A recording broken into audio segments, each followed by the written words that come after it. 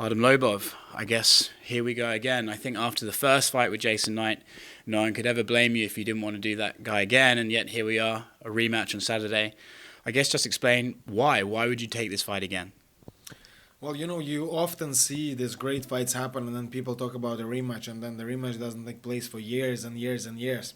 And then when the rematch does finally take place, there is that nostalgic feeling of what it once was, but everybody can see that it's not that anymore. Both athletes are not as young as they once were, not as hungry as they once were, and the fight doesn't live up to the first one at all. I didn't want that to happen. This was a great fight. The world was talking about it.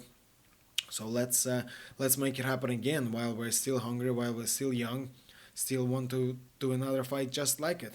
And another reason, because I had promised Jason that time, I said, look, you've earned my respect inside that ring. So if you ever want a rematch, you just let me know and I'll give it to you. And he asked for a rematch, and so here we are.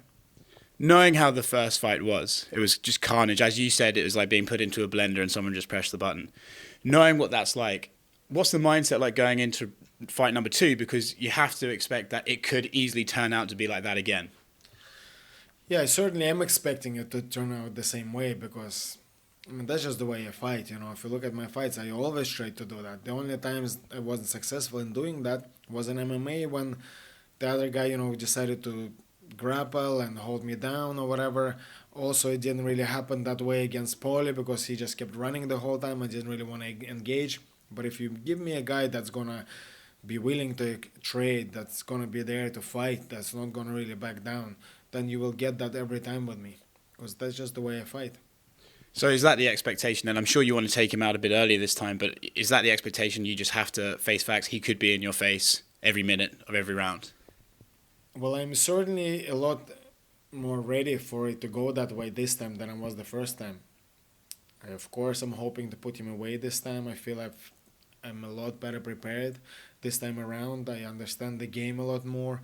I know exactly what he moves like, what he is bringing to the table, and I feel that even the last time I could have stopped him with little adjustments.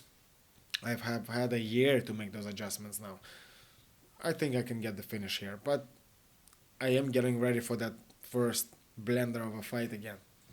You mentioned it a little bit earlier. You talked about he earned your respect in there. Tell me what is your level of respect for Jason and how much that first fight affected that.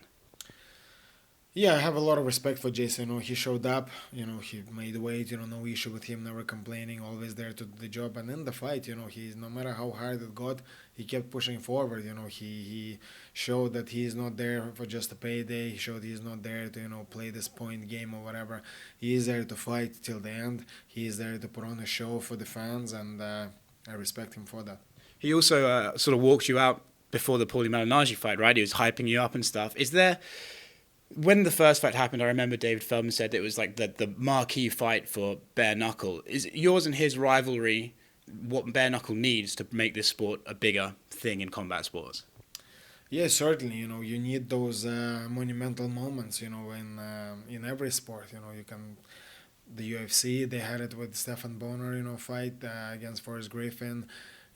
There's always those kind of historic fights, and something that will put you on the map, put the sport on the map, make people aware, make people take notice. And I feel, yes, that was one of those moments.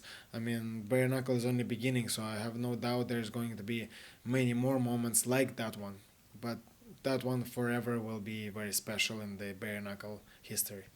And there's a couple of videos put online by Jason Knight's friend and new UFC signee Brock Weaver recently. I wanted to just show you one and sort of get your thoughts. It's Jason Knight. I think he's having a heated discussion with a couple of men in a toilet cubicle. Just give this a watch and sort of tell me your reaction.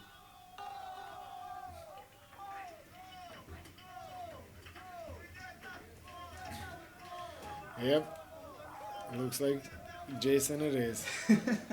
He picked a terrible spot to do it because it is such a confined space that he can't really use the techniques that he has as well. It's literally just a punch up and there. But yeah, I'd say he won that fight. I have no doubt.